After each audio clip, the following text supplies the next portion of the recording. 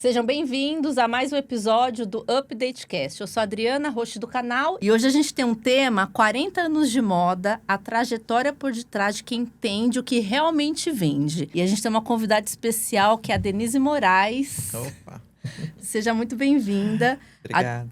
A Denise é trendsetter, consultora têxtil e palestrante. E hoje, assim, é uma honra te entrevistar. Obrigado. Te conheço há uns bons anos aí na área de moda. E adoro trazer mulheres aqui da área da moda e têxtil, porque é a minha área também. Então, conta aí um pouquinho. Quem é você, Denise?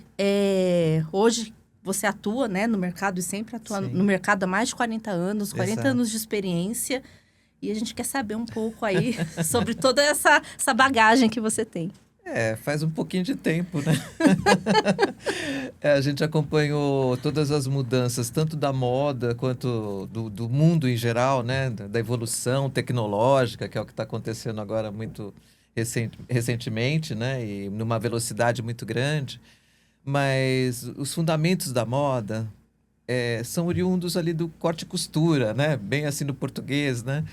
E isso vai evoluindo de acordo com os tempos, de acordo com as mudanças culturais. Neste momento, a gente está naquela encruzilhada, né, de mercado, né, onde existe uma velocidade muito grande de informação, uma pasteurização da moda.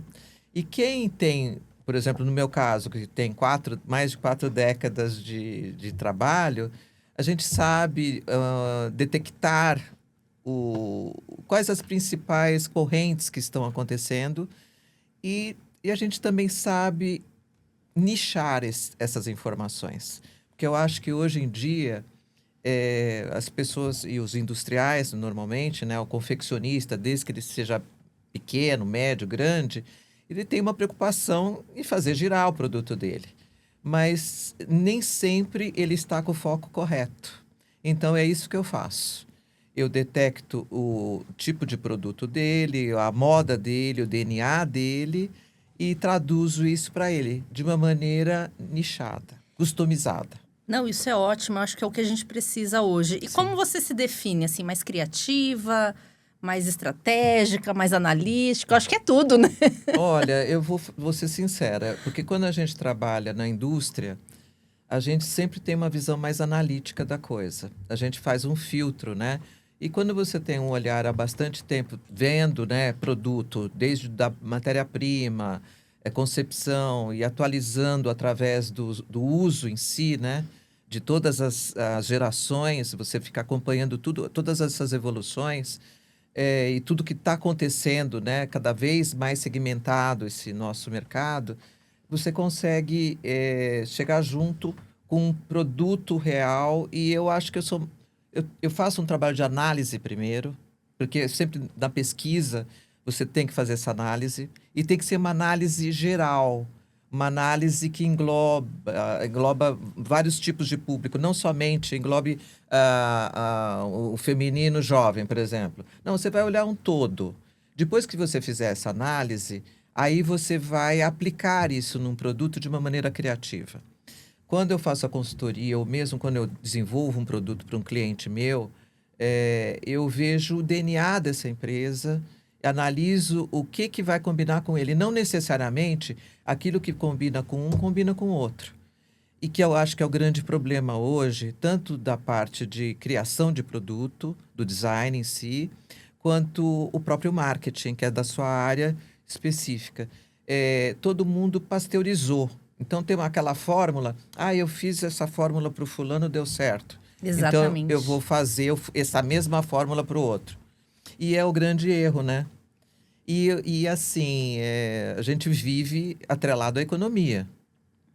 Se a economia vai mal, você puxa o freio de mão, e aí o pessoal puxa o freio de mão da criação. Exatamente. Que é um erro. Desde que essa criação também, que esse profissional de produto, esse designer, ele vai olhar não aquilo que ele gosta, aquilo que a marca tem de mais forte. Então, tem que estar tudo muito sincronizado, é bem relógio mesmo o negócio. E isso é essencial hoje. Se a criação não tiver esse olhar para essa marca e respeitar essa marca fica parecida com a do vizinho, com o outro vizinho. Isso é tão verdade, até, Denise, eu gravei um podcast aqui, né? Até eu fui entrevistada aqui no Update, fiquei super feliz, que eu sempre estou entrevistando. E quando o Lê me perguntou isso, né, sobre o mercado de moda, eu falei sobre isso também. Que assim, eu que trabalho, tô ali, eu tô meio que na ponta, né? Sim. Eu brifo o meu cliente, então ele traz toda a trajetória dele, né? O produto que ele quer, que o público que ele quer atingir. Porém, ele já vem com muitos resquícios, eu vou dizer ali, né? Muitas manias, muitos erros, enfim. E é difícil porque eles acham que a gente vai fazer o milagre da multiplicação. Sim. Porém, é o que eu tenho falado cada vez mais, eu mudei muito a estrutura da minha agência esse ano. Eu não vou fazer tráfego pago, eu não vou fazer gerenciamento das plataformas digitais, Instagram que seja, sem a gente não ter um bom branding. Sim. Um bom planejamento estratégico. Sim. Por conta disso, eu vi vários clientes meus, inclusive ali do Bom Retiro, né? Que é um polo que eu atuo há muitos anos. Muitas marcas fechando, por quê? É isso que você falou. Fica copiando do vizinho. Sim. Aí você não tem uma identidade, não tem um propósito da sua marca. Cara, você não vai aguentar muito tempo. Não. E as marcas que estão ali até hoje, consolidadas, ainda que tem um bom faturamento e etc. Então, são essas que entenderam isso. E ainda mais tem um agravante, né? Eles são do atacado. Exatamente. O atacado é diferente do varejo. E o que eu percebo, você é oriunda do atacado, é oriunda do estilo. Então, você tem esse entendimento. Porque você no varejo, você tem sua vitrine já lá. Primeiramente, uma vitrine física e depois um e-commerce. O atacado teve que correr atrás do prejuízo durante a pandemia e criar o e-commerce. E é tudo muito recente e muito amador, no geral. E com poucos profissionais. E os profissionais, a grande maioria de marketing que eu encontro, eles vêm com receita do varejo. Alguns birôs, inclusive internacionais, eles têm sempre esse foco no varejo, mas eles não têm o entendimento do atacado. Não, são mercados totalmente distintos. Porque isso é uma coisa muito nossa, porque os atacados fora do Brasil, todos encolheram, né? Então, por exemplo, o atacado espanhol, o atacado italiano, atacado francês, tudo ficou reduzido. Porque hoje você tem um processo fabril e o varejo ali na ponta. Aí o fabricante faz direto para o varejo. Normalmente esse fabricante hoje é da China, né? Que é outro agravante. É outra questão. Dá um outro episódio. Exatamente. E assim, eu sempre bato na tecla, né? Que você pode importar. Não estou falando que a pessoa não pode importar, porque quem sou eu para gerenciar o bolso do dono da fábrica, lá, do dono da marca? Mas você tem que dar pitadinha brasileira ali. Tem. E os cases de sucesso são justamente aqueles que se focaram nessa autenticidade brasileira, né? Que é o caso da Farm, é o caso da Patibô. E todo mundo tem uma história. Quando eu começo a conversar com o cliente, eu quero saber da história dele. Como é que ele começou? Porque normalmente começou muito pequeno. Começou a mãe que costurava, ou a mãe que começou a confecção, ou começou revendendo X tipo de peça. E aí, durante os anos, vão passando e a pessoa esquece por que ela ficou famosa, né? É muito louco isso. E mudar também essa mudança de comportamento, porque tem vários clientes que eu tô, né? Eu tenho clientes há 10 anos comigo na agência e que realmente era uma empresa familiar e que começou de um jeito, aí veio o digital. Eu lembro que eles demoraram para acreditar no digital. Eu lembro, eu comecei no digital em 2015, né? A gente nem monetizava ali nessa época. E eu lembro que eu falava, vamos construir um e-commerce. Não, mas não. Aí eu lembro que entrou a pandemia, né? Todo mundo correndo. Aí todo mundo tocou lá na minha porta. Dri, lembra aqueles sites que você me falou? Como faz pra mim, porque agora a loja fechou. Então, assim, eu vejo que o digital, ele antecipou, né? 10 anos, ele, né? Ele antecipou. A pandemia antecipou muita coisa. Ela fez isso. Então, assim, o digital fez isso, só que as pessoas não sabem trabalhar no digital.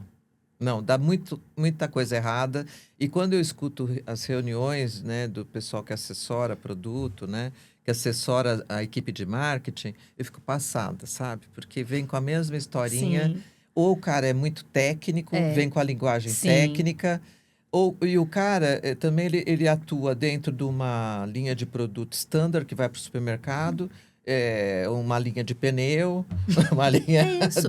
de móveis de decoração. E de moda ele não entende nada. Isso que eu entendo muito, ficou muito claro de uns anos pra cá, quando as minhas clientes falavam, Adri, é tão bom falar com você sobre marketing, que você não fala aqueles termos técnicos que os meninos falam. E aí eu falo, tento a portuguesa Sim. tudo, porque muitos termos são em inglês. Lógico. E aí eu entendo da cadeia têxtil. Então, assim, a Sim. dor que o meu cliente tem, eu já passei por lá, eu já produzi, eu já confeccionei. Então, assim, eu sei. Qual a necessidade, né? E, gente, uma coisa que eu sempre falo, assim, para todo empreendedor, empresário que vem aqui, se você não entende a dor do seu cliente, como é que você vai resolver o problema dele? Então, assim, eu entendo a dor do meu cliente, então fica mais fácil eu atuar dentro do marketing. Porém, entretanto, é o que eu falo, eu preciso mudar um pouco o comportamento dele, porque às vezes eu trago algumas ideias e ele não aceita. Ah, não, mas eu sempre fiz assim. Eu falei, mas não, assim não Eu sempre fiz assim, não dá certo. Gente, o mundo tá mudando muito rápido. Você deve fazer, eu sempre fiz assim. A única coisa que cabe aí é assim: o seu cliente te procura por quê? Porque a sua calça é maravilhosa. Fica um bumbum lindo, a mulher se sente maravilhosa, o corte é impecável, ela compra todo ano a mesma calça em cores diferentes, a cor da moda X. Ela vai comprar preta, marrom, mas ela compra aquele azul que é da temporada, ou o roxo que é da temporada e pronto. Aí a pessoa esquece dessa calça. Num determinado momento, eu não sei por que ela esquece que a cliente vai na loja dela por causa da calça. Ela resolve fazer blusinha, resolve fazer vestidinho, É assim mesmo. né? Resolve fazer produto, não faz coleção, não faz moda, não manda mensagem nenhuma. Poxa, se ela é boa em calça, tem um porquê. A modelagem é boa. Porque nenhuma modelagem de calça resiste X tempo se não for boa, ou um vestido, enfim, né? E eu sempre reforço. Gente, você fez o tal do coletinho, repete o tal do coletinho. É o seu Sabe, carro-chefe. troca botão, troca tecido, faz, né? Porque vendeu bem, foi bem o produto. Por que foi bem o produto? Ah, porque tinha qualidade, tinha um preço legal, tinha um visual bacana, cliente gosta, se sente bem, pronto. É isso. Né? Receita de bolo, né mesmo? Quem tem produto já é um bom caminho andado, né? Sim, sim. E o resto é entender, igual você falou. O cliente, né? Tem que entender o cliente, entender né? a dor, entender o mercado que está acontecendo, né? A gente tem as influências o tempo todo. Eu acho que isso daí tá tão saturado hoje e mundialmente tá mudando, né, a cara. Eu acho que tem, por exemplo, um Instagram que era uma coisa gostosa de você entrar, hoje se torna enjoativa. Eu estava lendo até uma coisa hoje que eu achei interessante, que os rios estão caindo, né, de visualização, porque é o dia inteiro a gente falando na sua orelha, né? Então você tem a pessoa contando X história, outra história, outra história, outra história, e a pessoa não quer, ela quer uma coisa concreta. Eu acho que quando você passa essa verdade, você passa uma coisa concreta para ela, ela vai se interessar. E aí estava falando do carrossel, né? Que o carrossel, você tem que ter repertório, você tem que ter informação para fazer o carrossel, né? Porque para fazer um rio, ficar lá bonitinha falando alguma coisa, ai, olha o modelinho, é muito bonita, ai, lindo, chegou agora, né? Esquece. Como o chinês, né? Fica direto, né? Que eles estão vendendo. Gente, é uma velocidade, um enjoo. Isso daí está enjoando não só um nicho de mercado grande comprador, né? Quanto a geração nova. A geração Z não quer isso. Elas estão se voltando novamente para o físico. Primeiro porque a maioria das marcas não fala com essa geração. Eles ignoram totalmente. Eu estava conversando, estava até comentando num post da CEO aqui da Bershka, aqui no Brasil, do grupo Inditex. E é uma verdade. Eu falei, vocês vão andar de braçada, porque eles estão trazendo uma marca que é bem nichada para a geração Z. Por isso que fica a fila quilométrica ali, dentro de um valor de produto ok, para esse público que não é um público que tenha tanto poder aquisitivo, mas eles estão falando com esse público, que é totalmente ignorado. Então, e tem todo o lance da experiência, ele vai encontrar o amigo lá. Eles estão saindo daquela coisa do celular, eles estão agradecendo as escolas que não querem mais o celular dentro da sala de aula, porque agora eles estão conversando de novo. Né? É uma geração carente, né? Carente de afeto e tudo mais, e aí eles estão se encontrando. Para você ver, tem essas lacunas de mercado e o mercado não olha para isso. E aí faz tudo aquela receita de bolo igualzinha. Até comentei isso, não sei se no dia da palestra que você foi assistir, eu comentei sobre isso. Mas o artesanal chegando, né, nas mídias. Adorei isso que você falou.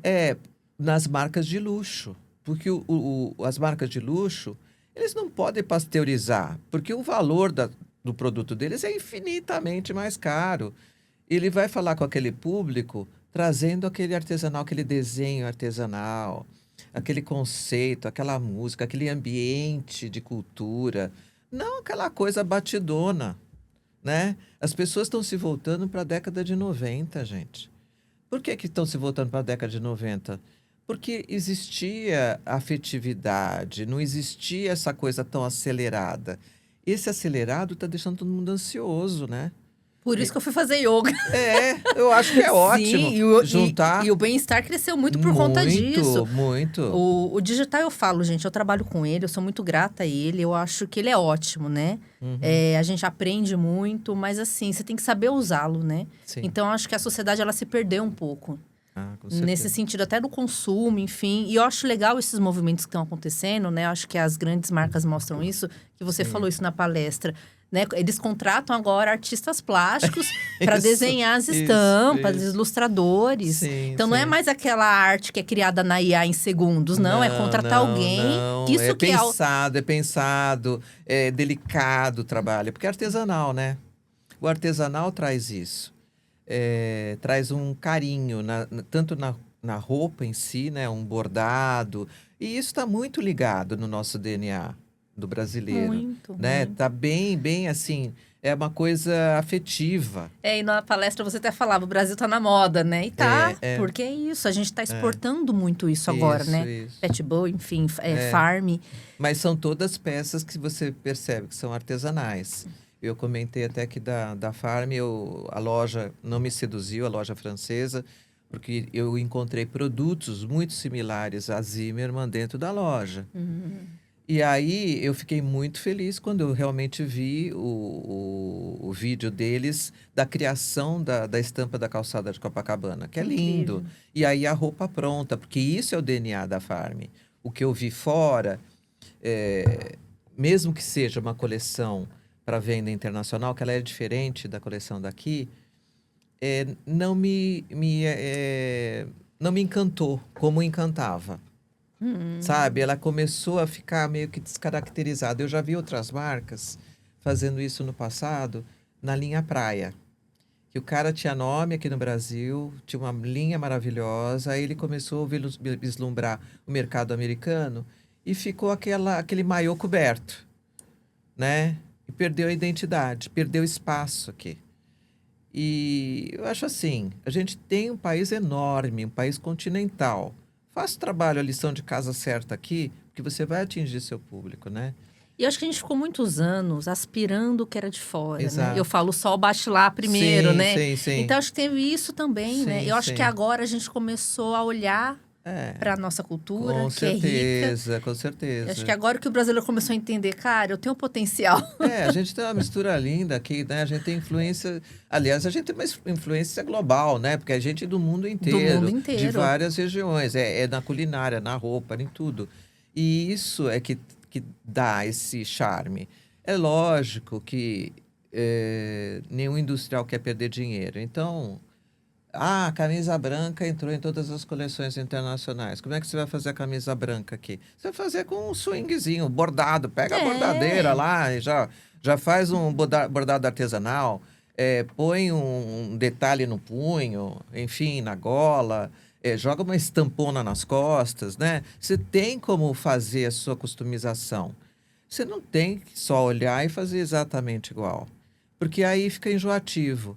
A gente saiu de alguns anos atrás, pelo menos uns 6 anos atrás, porque foi bem antes da pandemia, de uma overdose de estamparia. Eu lembro, era dessa época. Porque entrou a Farm, justamente com força total. E assim, Farm vende, eu vou vender, né? Então... Era isso, que cliente né? Na época eu prestava consultoria para algumas marcas ali no Paris, eu trabalhava numa importadora têxtil. Eles pediam a estampa da Farm. Era isso, Não, eram meus pedidos. Dava até dó, né, coitados, né?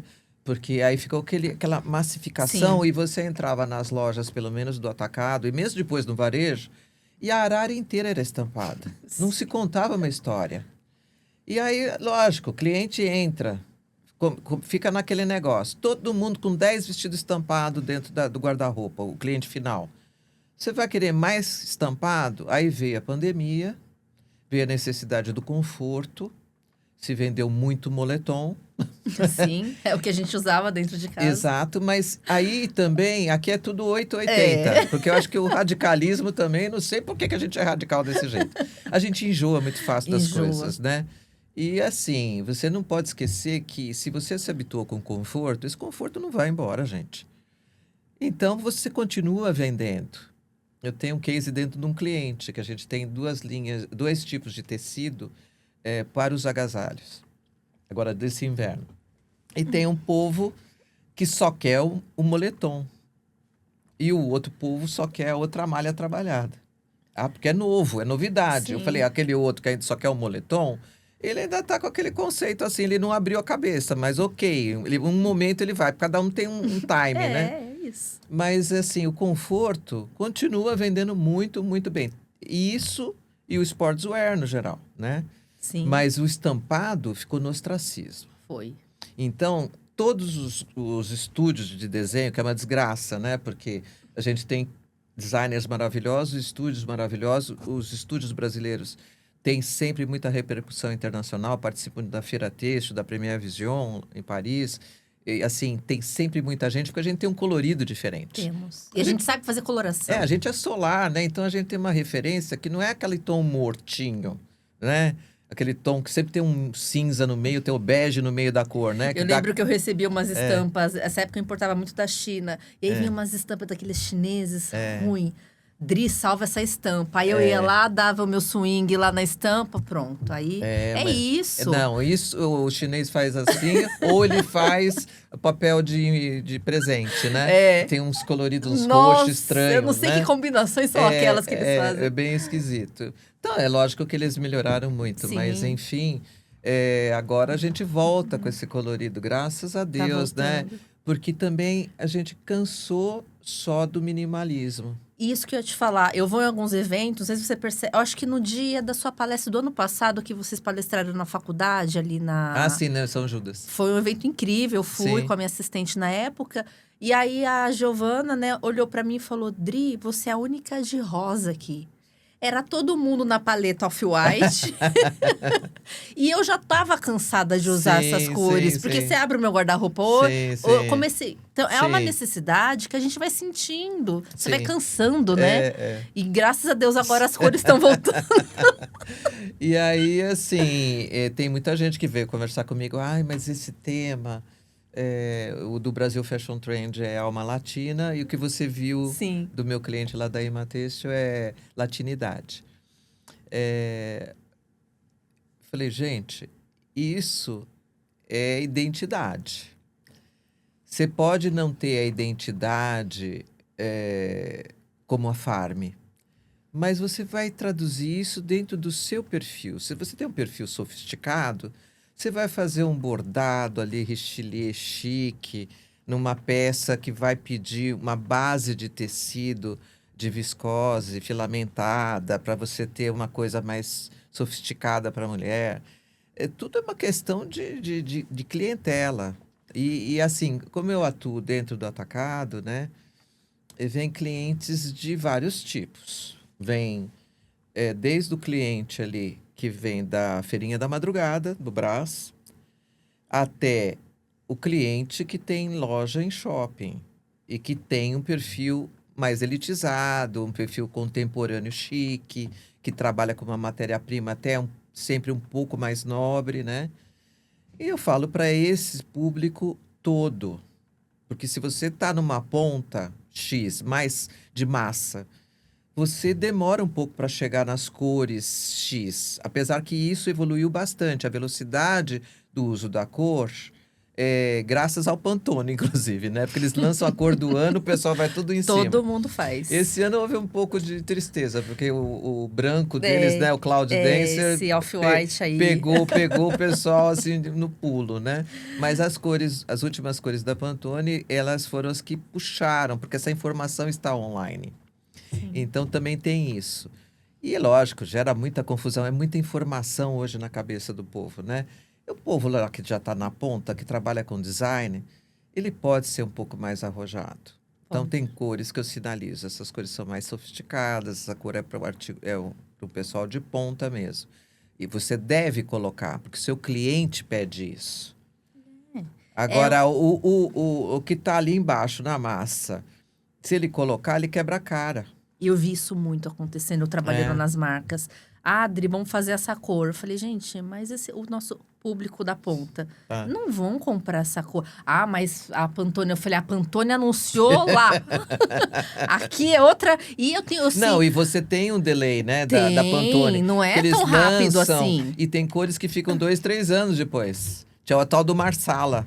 Nossa, e tem uma continha que eu sempre faço, é 3 anos depois que pega. É sempre 3 anos depois. E aí, assim, é o Pantone, tem o WGSN que chega com a cor da Coloro, né? Sim. E eu falo, gente do céu. Porque aí sempre vai vir alguém me perguntar, mas você não falou dessa cor. Aí eu falo, olha, essa cor... qual é o seu público? Acho que é a pergunta que você mais recebe, né? É a cor. Não, e quando pergunta assim, me dá 3 cores. Eu falo, gente, covardia, né? Porque você tem um branco, um preto e um bege, eu vou colocar como que eu vou colocar Vidente a cor? ainda não sou, tá? Não, mas... porque as pessoas, elas querem a receita pronta, né? Não, eu faço um ranking de cor. Sim. No Brasil Fashion Trend, eles gostam bastante. E posso falar suas cores, né? Quando eu consumia muito desse cliente. Pode falar o nome do cliente, né? A Imateixo, eu comprei muito da Imateixo com os confeccionistas do Bom Retiro. Sim. Sério, Denise. Sim. Sempre era muito assertivo. Então, a Ima, por ter você, né, Ima? A Denise. Não, eu olho particularmente assim, porque são muitos anos trabalhando com a indústria, né? E eu sempre fiz muita cartela de cor para a indústria têxtil mesmo. Então, para malharia, né? Para tecelagem. E esse é o ponto de partida. Se você errar na cor, não tem Cristo que vai fazer você funcionar aquele negócio. Né? Ainda mais a gente quando importa, né? Você antecipa container, sei lá quantos meses antes. Então a cor então não tem jeito. A cor tem que estar certa. Esse é primordial, né? Eu acho que é o acerto. E trabalhar assim com profissionais sérios, eu acho, sabe? Eu acho que mais do que nunca hoje faltam profissionais no mercado. Com tudo isso que aconteceu dentro da indústria, depois do pós-pandemia, os custos foram sendo reduzidos, ainda não se valoriza um profissional de criação como deveria, um profissional de produto como deveria, ainda se trabalha muito no esquema familiar. Mas, assim, as empresas que sacaram as coisas antes, eles já estavam no varejo antes da pandemia. Já migraram do atacado para o varejo. Então, são algumas sinalizações que eu vou sempre dando para o público, porque eu lembro lá atrás, uns 14 anos mais ou menos atrás, eu sinalizava como houve uma mudança de economia, um acesso à alimentação, um acesso errado, inclusive, de alimentação, a população, no geral, engordou. Quando você tem uma população que engorda, você precisa dar roupa para vestir essa população. E existe uma carência do plus size. E aí o pessoal se focou no plus size. Hoje a gente está no movimento contrário, que é o movimento justamente do bem-estar, e que vem atrelado ao Monjaro, ao Ozempic, toda essa nova tecnologia para emagrecimento, que é saúde, né? Sim. Porque, assim, a pessoa que está com sobrepeso, porque eu sei, e posso falar de carteirinha, porque eu tive um sobrepeso numa determinada época de 10 quilos. Para uma pessoa que sempre foi magra, isso daí é demais. Porque você fica com limitação de movimento, você fica com problema circulatório, você fica com problema endócrino, né? Acho que o mercado vem de estética. Gente, não é estética, não é estética, saúde. É saúde. Então, hoje, querendo ou não querendo, a gente está no movimento contrário. Tem gente que está exagerando e também está naquele movimento da magreza total, extrema, absoluta, né? Extrema. Que é errado, né? Os extremos são errados, né? E aí você nota uma mudança e grande, mundial, inclusive em regiões que a gente não via as pessoas praticando esportes, que é o caso da França. Eu vi muita gente praticando corrida, andando, muita gente com roupa fitness na rua, coisa que jamais você veria uma francesa usando, né? Ela podia estar com cigarro na boca, mas jamais iria estar magrinha, né? Porque o pessoal lá é magro de andar, né? Andar e comer pouco, porque é caro, né? Mas, enfim, a gente acha que é chegado mais com uma comida, que a nossa comida é gostosa Sim, também, é que né? a comida é A boa. comida deles é boa, mas a nossa é farta, né? É o exagero. É boa e farta. É farta, né? Mas assim, isso está gerando uma mudança na moda Sim. muito grande. E quem trabalha com produto tem que estar ligado nesse aspecto, que a roupa vai novamente ser feita para modelar. Por isso que tem esse retorno nos anos 90, esse Y2K também do início dos anos 2000, porque o corpo era mostrado, a cinturinha é baixa, isso para o pessoal da geração Z é importante. Mas para o mercado como um todo, veio esse boom dos anos 90, agora com a Caroline Bassett Kennedy, aí você tem um visual que é clean, mas é para uma pessoa magra. Sim. E, logicamente, vai ter essa procura. E já há algum tempo a gente vê na matéria-prima mesmo, sofrendo alteração. Entrando malha de poliamida, com Tecidos mais mais força, tecidos tecnológicos, tecnológicos, respiráveis, né? exatamente. E o elastano, né? A necessidade de você ter esse elastano para acomodar esse corpo que está todo bonitão. Não, é incrível. É. Nossa, Denise, você contou tanta coisa que eu acho que para quem está em casa é uma aula, né? Porque você tem esse olhar analítico, estratégico, criativo também. E eu queria saber um pouquinho da sua trajetória, que eu acho que é importante trazer. Como começou sua jornada na moda? Olha, foi meio que por acaso. Eu, numa determinada época, pós-faculdade, eu fui trabalhar em pronta entrega, no Itaim. Era uma época que o Itaim tinha as melhores pronta entregas e era um povo bem fashionista. Eu acho que começou no Itaim, né? Ali, No né? Itaim, Nessa na João época. Cachoeira mesmo. João E Cachoeira. aí tinha um povo bem fashionista, um povo bonito, todo mundo, né? Sim. Todo mundo montado na época, né? Eu lembro que tinha uma cliente que mandava, na época, né, eu não tinha empresa, mas eu trabalhava dentro de algumas empresas, então eu prestava consultoria. E eu lembro que ela falava, Adri, vai lá na João Cachoeira, né?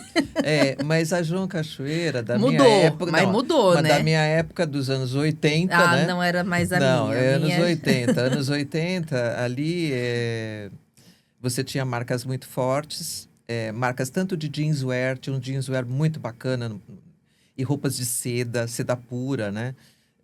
Era uma época que o Rio de Janeiro tinha a melhor moda, São Paulo tinha um grupo de moda menor. A moda era concentrada em poucas mãos, não era em muitas mãos. Então, assim, eu tenho a lembrança de eu andar de shorts balonê, né, na João Cachoeira. Então, foi a primeira vez que surgiu o balonê aqui no Brasil, gente, era anos 80. E aí, de lá, eu tive uma confecção também, quebrei a cara, né, como todo mundo, como todo... Negócios, né? Negócios, porque foi na época da Copa do Mundo, né, que foi terrível. E de lá eu fui trabalhar numa indústria grande, que tinham 3 fábricas. Uma fábrica ficava um dos irmãos, né, dono, e eu fui trabalhar com o mais criativo, que gostava muito de arte. Ele tinha uma malharia que era tricô. Eu aprendi a trabalhar retilínea com ele. Legal. Ele tinha malha circular. E a gente começou nessa época, que é anos 80, a trabalhar com tricoline. Por quê? Os coreanos começaram a chegar no Bom Retiro, que o Bom Retiro tradicionalmente era de judeu. Esse meu cliente era judeu. E aí trabalhei com ele, fui coordenadora das 5 pronta entregas que ele tinha. Então eu desenvolvia o produto, eu fazia preço, fazia tudo, né? Ficava tudo ali na minha mão.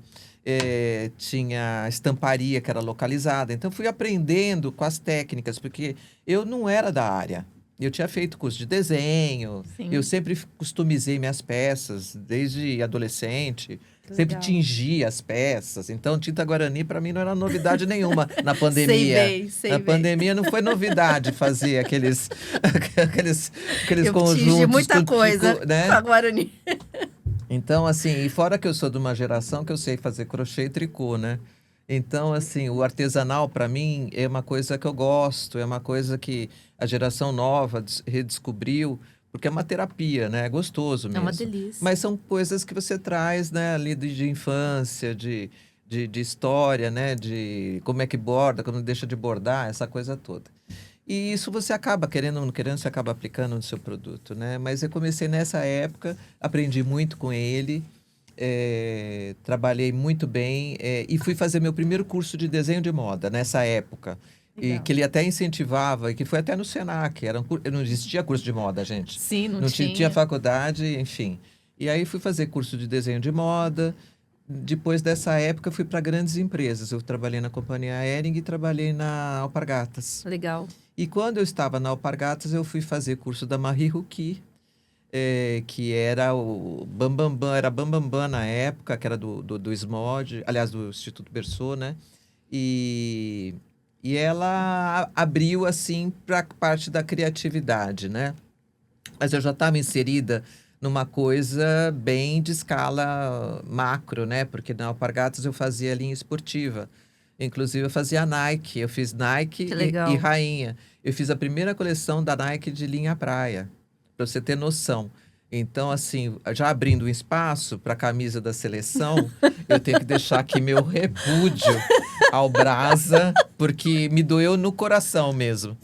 E nessa época, tanto com Nike quanto Rainha, a gente tinha os patrocínios, né? E a gente vestia a seleção de vôlei. Aí eu tinha que fazer. Eu criei o shortinho mais cavado para as Que jogadoras de legal. vôlei. Então eu tive um contato, na Alpargatas principalmente, com novas matérias-primas e tecnologia esportiva.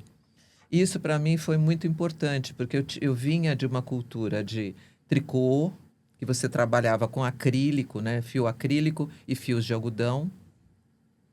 E também a malha circular, que a maioria era viscolaicra. Era. Aliás, não era viscolaicra, desculpa, era cotton lycra. Meia malha e cotton lycra.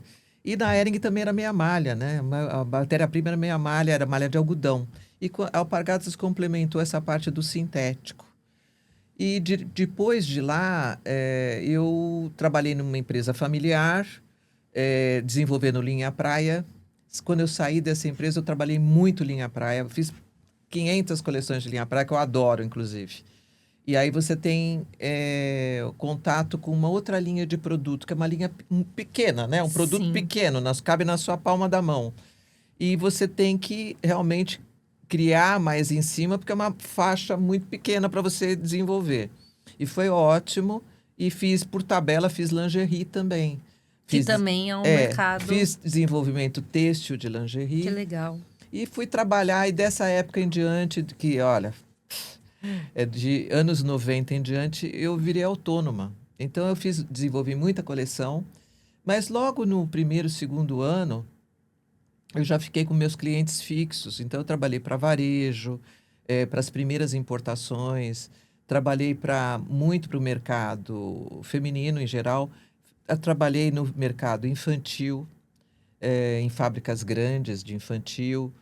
Assim, eu tenho uma diversificação de portfólio, né? Isso é E incrível. quando você passa por vários tipos de linhas de produto, você absorve determinadas coisas que você utiliza em outras linhas de produto. Quando eu comecei profissionalmente trabalhando lá atrás com tricô, eu não conhecia nada do tricô. Mas é uma coisa maravilhosa, porque você cria o seu tecido através dos fios. Então, é uma origem, né? Toda a origem da tecelagem, das malharias, é o fio, né? Então, você fazer as misturas, criar texturas, criar cores, tudo isso sempre você vai mexendo com cores. E foi uma evolução, né, de trabalho e maneiras diferentes de trabalhar. Até um determinado ponto, eu trabalhei muito com a colônia judaica e com brasileiros. Mas a partir dos anos 90, eu comecei a trabalhar com coreanos. Sim. E que eu conhecia lá atrás, que eles tinham entrado no Bom Retiro e começaram a causar, né? Mas no começo eles tiveram dificuldade, como todo pessoal que começa novo num Sim, país novo, claro, né? claro. Mas eles têm uma velocidade de trabalho muito grande, e isso, aliado ao fato de eu trabalhar como consultora, me ajudou muito. Porque o pensamento se torna mais rápido, eles têm um pensamento muito rápido. Muito. Eles veem e têm uma visão global assim que é impressionante. E isso te te dá essa cancha de você poder trabalhar com velocidade, não no ritmo, aquele ritmo do dia a dia, que as pessoas dão 10, 20% da capacidade. Não, você é obrigado a dar 100%. Sim. Porque eles te exigem isso, o Sim, 100%, né? Eu falo que a gente dá assim, o braço, põe o canudinho e pode tirar o a gente sangue. dá 110. Entendeu? Então, assim, mas que se isso não tivesse acontecido, talvez, na minha trajetória, de ter diversificado, mas eu fiquei muitos anos com os mesmos clientes e tenho até hoje muitos clientes de muitos anos, eu não conseguiria estar no mercado hoje. Não tem como. Por- Eu acho que a sua experiência, né? Hoje você é trendsetter, né? Que a gente Sim. fala. Eu acho que é isso, né? Você permeou por tantos ambientes, né? Você tem tanta experiência que eu acho que isso é o seu diferencial, né? Esse seu olhar, eu claro, acho estratégico, analítico. Eu acho que você amar o que você faz. Eu Isso. realmente gosto do que eu faço. E também não tem jeito, né? Depois de Sim. 40 anos trabalhando na mesma área, também não dá, né? E você também passou pelo Senac, né? O Senac, eu trabalhei eu prestei consultoria para o Senac Moda e Informação durante 25 anos. Que legal. E nesse período, logo que me chamaram, foi logo na realidade, para eles montarem o Senac Moda e Informação, eles tinham um outro consultor, que era um diretor da Alpargatas, inclusive. E ele queria esquematizar um produto para o Senac, porque eles faziam um trabalho, mas esse trabalho não chegava para a clientela, né? Que eles queriam abraçar. Aí esse diretor conversou comigo e com uma outra estilista, que também tinha trabalhado comigo na Alpargatas, para saber o que eles o que a gente achava sobre os eventos de moda. E na época eu falava, olha, a gente tem bastante evento, porque tinha Casa Ródia, tinha umas coisas que eram feitas, sempre, a maioria sempre pelas mesmas pessoas.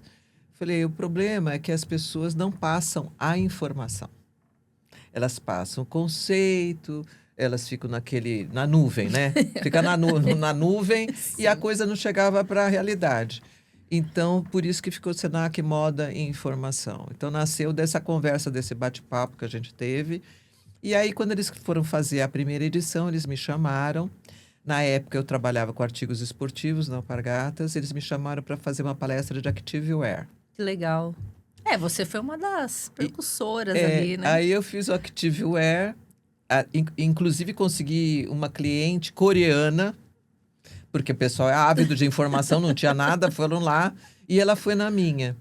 Aí eu até falei para ela, mas tem a pessoa que faz o feminino, não é melhor para a sua linha, porque ela tinha uma linha feminina, uma loja no Brás e uma malharia, inclusive. Ela falou, não, é o seu perfil que eu gostaria. Aí, acho que na segunda a palestra, eu já fui para fazer o jeanswear. E eu fiquei fazendo, acho que uns 3 anos o jeanswear.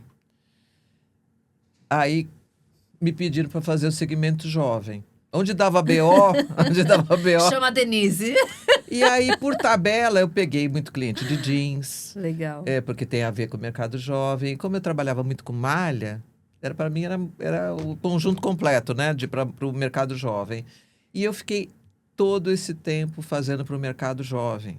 Então, o feminino era dividido em contemporâneo e jovem.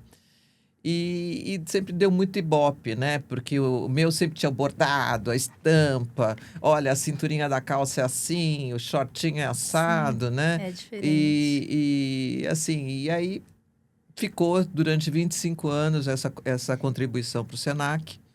Até que em 2017 eles resolveram mudar o conceito do seminário, né? Que era o Senac Moda e Informação, eles chamavam de seminário, que durava um dia inteiro, né? E aí eles mudaram o conceito, mas eles não avisaram o mercado.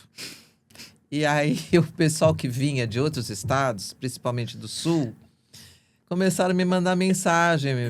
Acho que na época não foi nem pelo Instagram, acho que talvez pelo Facebook. Olha, seguinte, a gente tá voltando para a fábrica, não sei o que eu vou fazer. Porque assim, eu só faltava ir pro overlock. Porque a gente tinha uma função ali de traduzir bem e de que maneira eles iam conseguir colocar isso em escala de produção e também fazer negócios, né? De girar o produto. E acabou sendo que, de tanta insistência, eu montei o Brasil Fashion Trend. Tentei... Você montou ele em que ano? Eu montei ele há 9 anos, em 2018. Legal. Para justamente atingir esse público que ficou carente. E eu fiz, acho que umas 5 edições... Não, acho que umas 5 edições em São Paulo. E aí o pessoal que vinha normalmente para o Senac vinha para o evento. A gente conseguiu fazer em locais que acomodasse até 250 pessoas, porque o Senac fazia no memorial até 1.500 pessoas, né? Eu fui em várias edições, né? Eu me formei em 2010 ali na faculdade, eu ia muito. Inclusive, ali o que aconteceu? Eles tiveram que mudar depois que teve o incêndio, aquela coisa toda. Fomos para o Teatro Bradesco.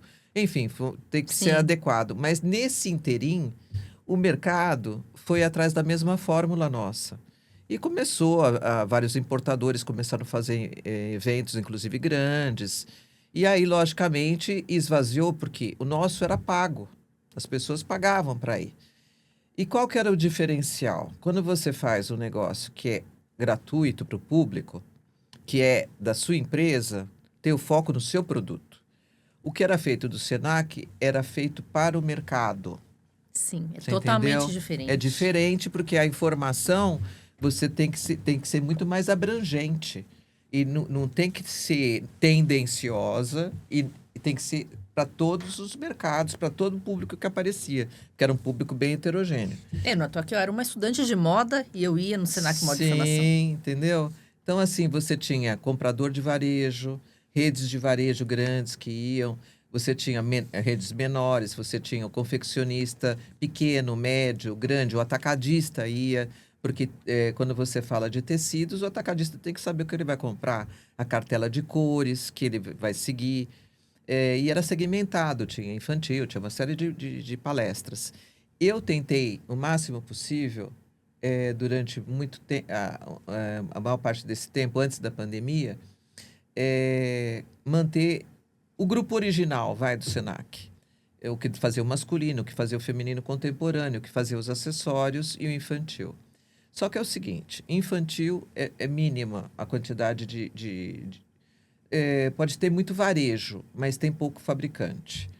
Masculino também, infelizmente, ele é relegado a segundo plano. Quem faz masculino ganha dinheiro, né? Porque são poucos fabricantes. Sim. É a dica que eu deixo. E aí o pessoal fica concentrado no feminino mesmo. Porque aí no feminino você encaixa o acessório e tal. Eu realmente gosto de fazer com mais pessoas. Porém, os custos São Paulo são custos estratosféricos. E quando você não tem uma estrutura como um Senac por trás, que já tem uma verba para você efetuar o seu evento, fica complicado. Aí eu fiz X tempo, depois veio a pandemia, fiz online.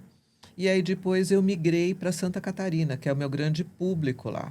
Eu trabalhei 18 anos com uma malharia, o pessoal me conhece há muito tempo lá. O Sul, né, para quem está em casa, ele domina a malharia, né, no Brasil. Na realidade, hoje eles são o primeiro no têxtil. Eles passaram São Paulo. Você disse. E a região sul de Santa Catarina, que é onde eu faço, que é Criciúma, eles têm um polo muito forte e eles trabalham muito com tecido plano. Eles estão entrando no plano, porque eu sempre comprei malharia de lá. Eles são diferentes do público de Jaraguá, Blumenau, Brusque também tem mais feminino tecido plano, mas a parte perto de Blumenau, Joinville ali e Jaraguá é malharia. Então eles têm um foco e hoje a moda pede que você insira determinadas linhas de produto diferente, mesmo no infantil. Que através de cliente meu, faço atendimento do público do infantil, eles consomem tecido plano também, misturados com malha. Porque a criança precisa do conforto, mas tem que estar na moda, né? Sim. Com a referência. A referência sempre, a grande maioria é do adulto para o infantil.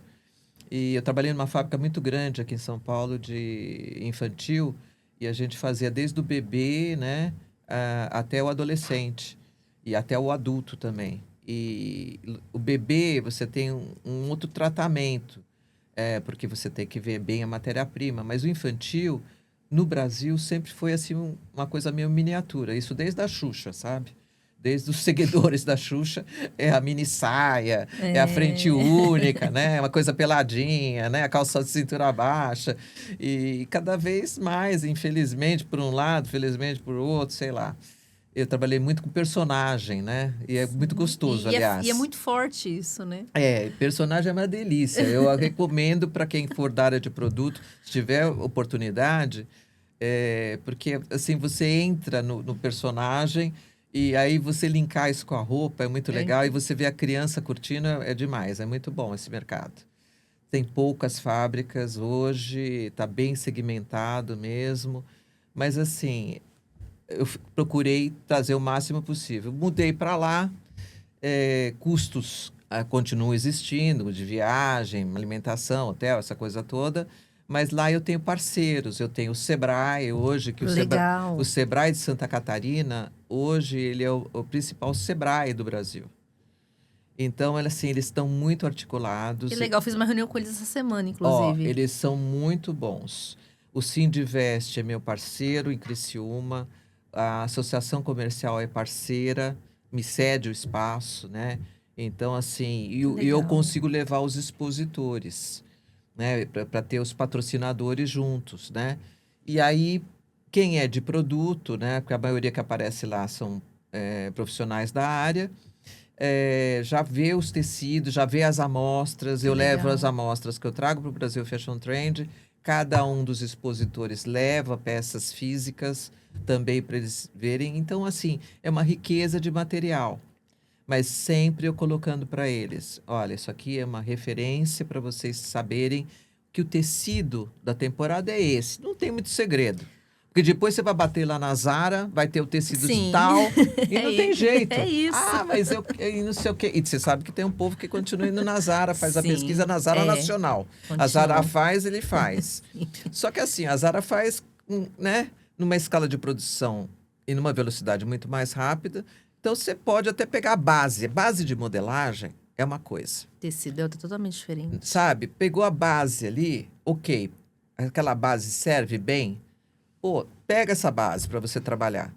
Troca tecido, faz uma abertura no vestido na lateral, né? Decota a parte das costas. Pega a base e a estrutura do tecido que você sabe que você vai ter que ter.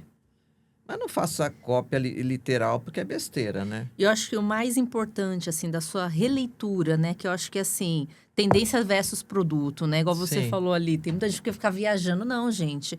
Eu acho que o seu... É um talento, né, que você tem. É traduzir essa tendência para realmente, que eu falo no tema de hoje, né?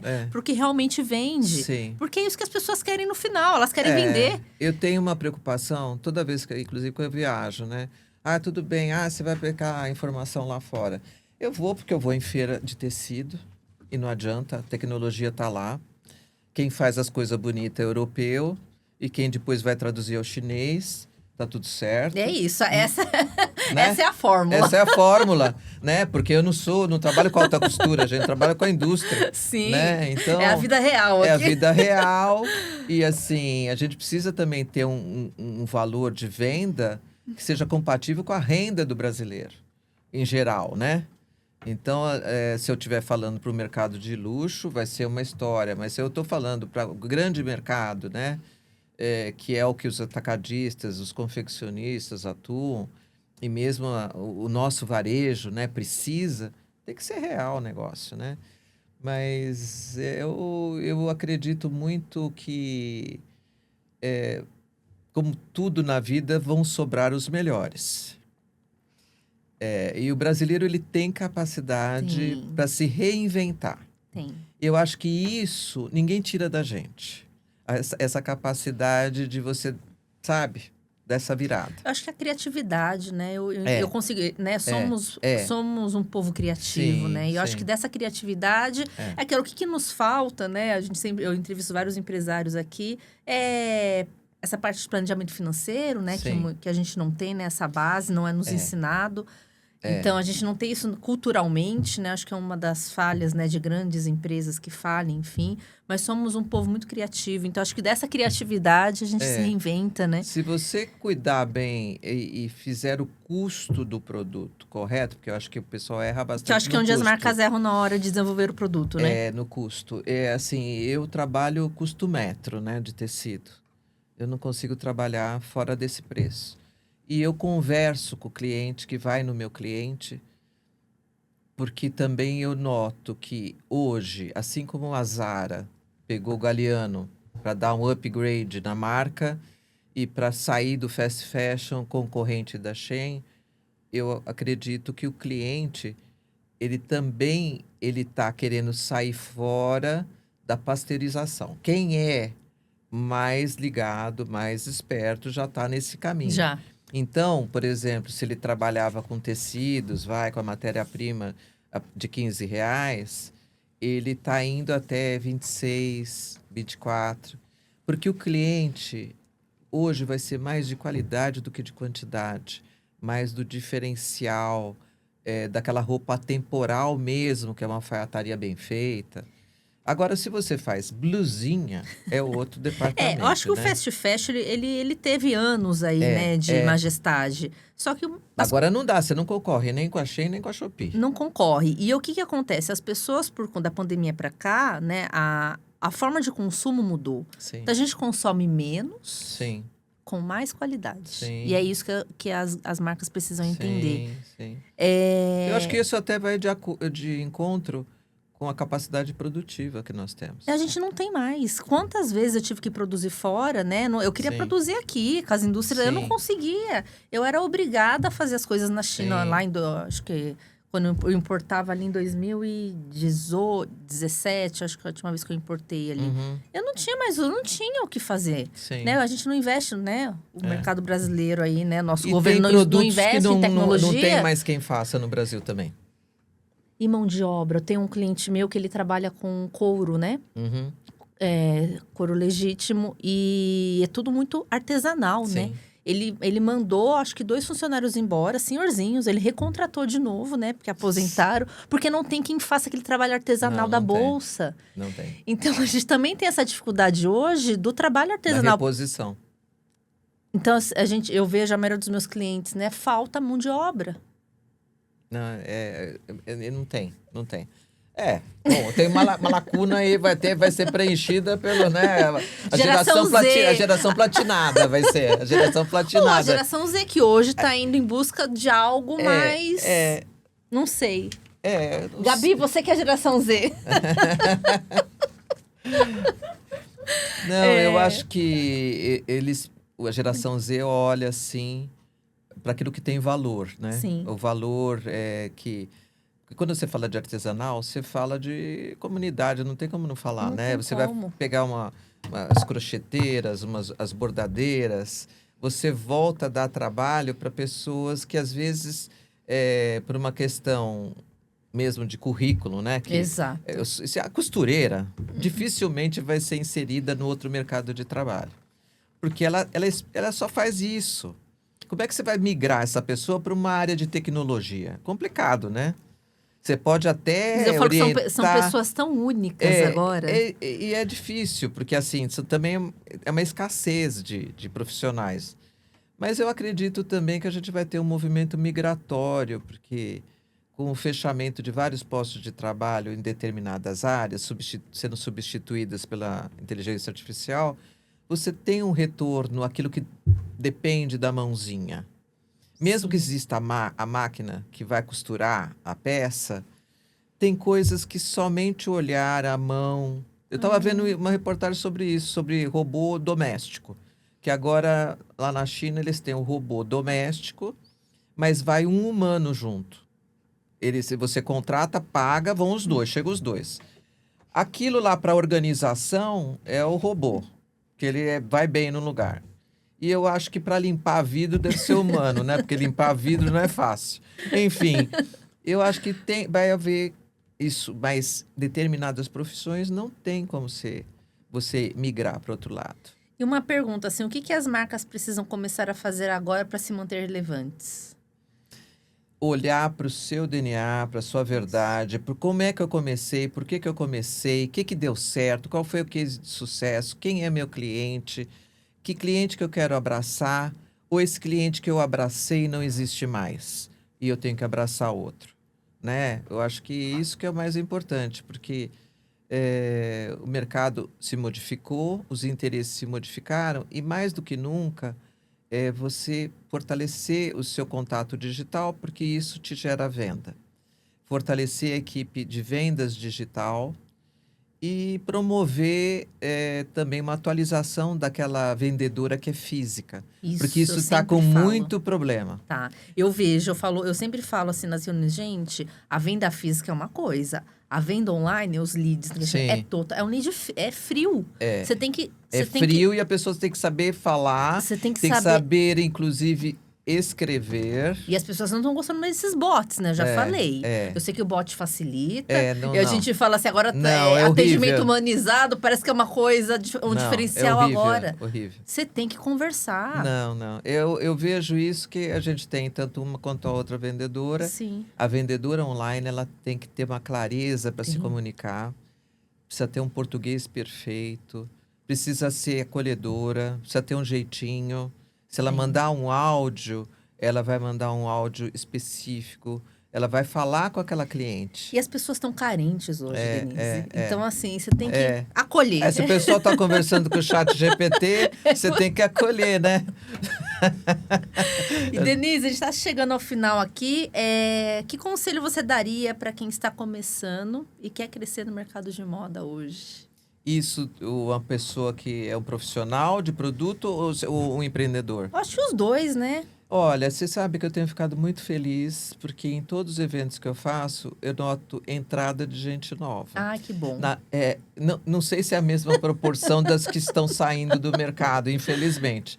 Mas eu vejo, porque o jovem ele tem uma coisa muito positiva. Ele tem muito mais esperança, porque ele não passou ou não assimilou determinadas coisas que se passaram, né, nessas crises, né, de economia, etc. Então, ele tem esperança e ele vem com um frescor. Ele vem com a identidade muito fresquinha. Então, assim, eu atendi um rapaz outro dia, também no meu cliente. Primeiro que ele já me impactou quando eu vi a roupa dele, toda street, mas o street chique. Ai, que legal. E eu falei, gente, que cara bacana, que roupa bem feita. A roupa era dele. E ele veste jogador de futebol, assim, uns influencers. Ele tinha uma marca com outros sócios, que tinha um volume X, e agora ele está voltando para esse mercado. E eu conversei bastante com ele, foi super produtivo, porque você bate o olho, você vê que toda a linha de produto dele, que ele me mostrou, muito coerente, a modelagem muito bem feita, mas não com uma identidade de streetwear americano. A identidade dele. E assim, mão boa. Eu falei, puxa, você vai longe, menino. E assim, eu com ele, qual foi o trabalho? Olha, pegue determinado tecido aqui, porque você vai ter um custo-benefício bacana para sua peça. A sua roupa é elaborada, que você vai gastar um pouco mais na costura, mas você vai conseguir um resultado bem satisfatório. Porque você tem que ter esse olhar para o custo do produto. Porque eles têm muita criatividade. Mas se você puder, eu vou trabalhar uma tricoline 100% premium, ou eu posso trabalhar com uma tricoline um pouco mais leve, que vai me dar um gancho melhor de venda. E vou ter o resultado porque a roupa é bonita. Sim. Então, assim, saiba até onde você vai enfeitar o seu produto e se o seu público vai aceitar esse valor. Porque ele está saindo de um plano luxo, né? Porque o cara paga o que quer, porque é uma roupa exclusiva. Ele não quer uma roupa que o outro tenha igual. Então, ele faz o guarda-roupa do cara, né? Legal. O cara ganha em dólar, Sim. uma fortuna, né? Super jogador de futebol. Ele tem os fera aí. Sim. E MC. Os MCs. Mas assim, eu falei, ele vai deixar os caras super bonitos. Não vão ficar com aquelas caras horrorosas de cópia, né? Mas existe isso. Mas esse é um fenômeno mundial mesmo. O streetwear, ele cresceu muito na Europa. Tem uma loja em Paris que fica uma movimentação absurda de marcas lá dentro. Tudo só de street. Foi o único lugar que eu vi assim apinhado. Porque o varejo físico ele ficou diluído. Por exemplo, a Galeria Lafayette estava lotada porque estava em liquidação. E cheio de turista, porque é uma galeria, é um Lindíssimo. magazine onde vai turista. Você não pode falar assim, ai, tudo que tá lá vende pra caramba, não sei o quê. Não, é porque turista. tá sendo meio que geral, mundial, essa coisa de esvaziamento do varejo físico. Agora, com a geração Z, e você tendo lojas ou produtos que tenham a ver com essa turma, vai voltar esse fluxo para o shopping. Mas, por enquanto, aqui ainda não tem esse grande retorno. Tem a moçadinha que eu vejo que vai para dar umas voltinhas e tal, tomar não sei o quê, e que não compra nada porque não tem o que comprar. Vai ter só o tênis e olhe lá, e uma loja de camiseta quando tem. Mas não tem loja. Não tem. As lojas todas estão com a mesma identidade. São o mesmo tipo de produto. Aí hoje você não tem diferenciação de marca. Até o início dos anos 2000, você tinha marcas consistentes brasileiras que tinham o diferencial. Eu quero uma peça assim, eu vou em tal loja. Eu quero uma peça assada, eu vou em outra loja. Não tem mais. Essas lojas perderam a identidade. Um caso deles foi a Lilis, né? Que agora eles estão voltando, inclusive com o artesanal, fizeram os desenhos. É uma coisa mais linda. E relançaram a loja ali da Vila Nova. Eles voltaram com esse conceito justamente para trazer o cliente de volta. É esse conselho que eu dou para essa galera toda aí. Não, muito bom. E, Denise, onde a gente te encontra nas redes? É @Denise Moraes com I ou @Brasil Fashion Trend com Y no final, tá? Legal. E, Denise, olha, muito obrigada, né, por Eu que compartilhar sua agradeço. trajetória, sua visão de mercado. Foi um prazer ter você aqui comigo no Update. Eu acho que quem está nos ouvindo aí aprendeu muita coisa. Eu aprendi muita coisa hoje também. E eu acho que pessoas como você, né, só soma aqui para o nosso país. Eu gosto muito. E Gosto você muito da indústria. Né? E você soma, né? Que é o seu propósito, é o que você gosta, que você ama. E você soma na vida da editora. Já somou muito na minha vida também, agradeço. Que bom. Fico feliz. Tem muita galera aí que trabalhou comigo. Eu fico feliz que são meninas que estão no mercado, né? Meninas e meninos, né? Sim. Que estão no mercado ainda e que estão fazendo um excelente trabalho. Eu fico muito feliz pelas conquistas dessa galera toda. E eu torço pelo fortalecimento como um todo. Fortalecimento do profissional, reconhecimento do profissional, fortalecimento dessa indústria, fortalecimento do varejo. Porque a nossa indústria foi a segunda maior indústria brasileira. Foi. Não, nós perdemos e a gente nunca foi relevante para nenhum governo. E a gente sempre empregou mais, né, que muitas áreas que sempre foram beneficiadas. Então, assim, o que eu espero, sinceramente, é que exista um olhar para o setor, porque é uma coisa que fala muito para a família. Tem regiões do Brasil que você vai, a coisa começou com a bisavó, com a avó, que era costureira, com a mãe, que era costureira, e eles vendem, que é o caso de Caruaru. Que desde os anos 50 os caras têm máquina de costura. Não muito longe. Quando eu ainda trabalhava com estamparia, eu tinha algumas fábricas ali em Americana, assim, que era do avô, do tataravô. E eu via essas empresas fechando. Dá dó. Eu choro mesmo, literalmente, porque eu acho que me dá dor no coração quando eu vejo isso. Porque não é fácil ser industrial no Brasil. Você empreender aqui, seja pequeno ou grande, não importa. Você precisa ter uma consideração do governo para que você mantenha esses postos de trabalho. Porque a gente não tem somente um posto de trabalho direto, a gente tem vários indiretos. São vários. E a moda, assim, o têxtil no modo geral, né? Movimentou muito a nossa economia durante muitos anos. Sim. E nunca teve esse olhar. Não. Nunca tivemos, igual você falou, né? Já fomos a segunda, mas... Ninguém falou, vamos investir aqui, como não só a nossa área, né? Como tantas outras, né? Aqui mesmo, a gente acaba entrevistando muitos engenheiros, né? Porque é um hub de engenharia. Muitos engenheiros não conseguem trabalho aqui no Brasil. O que eles vão? Vão para fora ou vão trabalhar com investimento. As grandes mentes, né, estão indo embora. Então... os cientistas vão embora, né? E se perde, né? Porque... Imagine se o brasileiro, que já é super criativo, que você vê todo dia, né, tem uma coisa engraçada, né? Sim. Mas se eu utilizasse essa criatividade para a área tecnológica, porque a gente utiliza. Sim. Mas se utilizasse muito mais para a área educacional, para a área de crescimento, né, empresarial, nossa, seria uma maravilha. A gente dá de 100 a 0 em chinês, gente. Muito. E dá mesmo. Obrigada, Denise. Obrigado, Você volta de novo, porque tem muita coisa ainda mais pra gente falar. Tá bom, eu que agradeço aqui a participação. Foi ótimo bater um papo, porque sempre é produtivo, né? Sempre. Porque é sempre uma troca, né? A gente tá Sim. aprendendo todo dia. E eu acho que esse é o manifesto do nosso programa, do nosso espaço. É gerar conexões, criar inspirações. Porque empreender, a gente fala, não é fácil no Não. Brasil. Ser empresário é delicado, mas a gente está aqui se apoiando, né, com esse podcast também, para criar essas conexões aí para vocês também. Mais uma vez, obrigada pela audiência. Até o próximo.